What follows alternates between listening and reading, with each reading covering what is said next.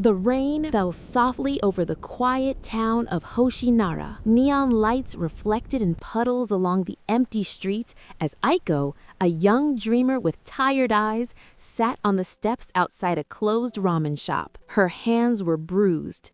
Not from fighting enemies, but from fighting failure. Every morning she woke before the sun, chasing a dream everyone else said was impossible. She wanted to become a legendary sky runner, one of the few who could race across the floating railways above the clouds.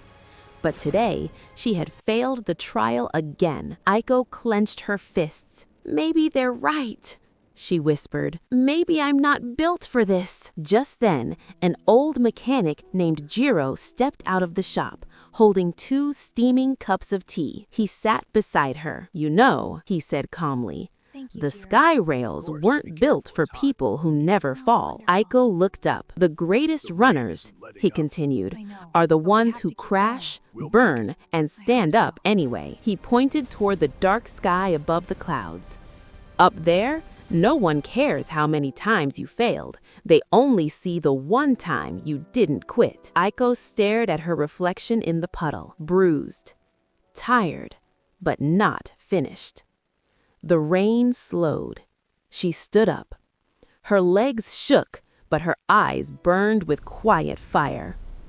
"Tomorrow," she said, tightening her gloves, "I run again."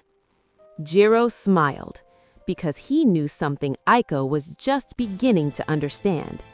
Dreams don't belong to the strongest. They belong to the ones stubborn enough to keep moving.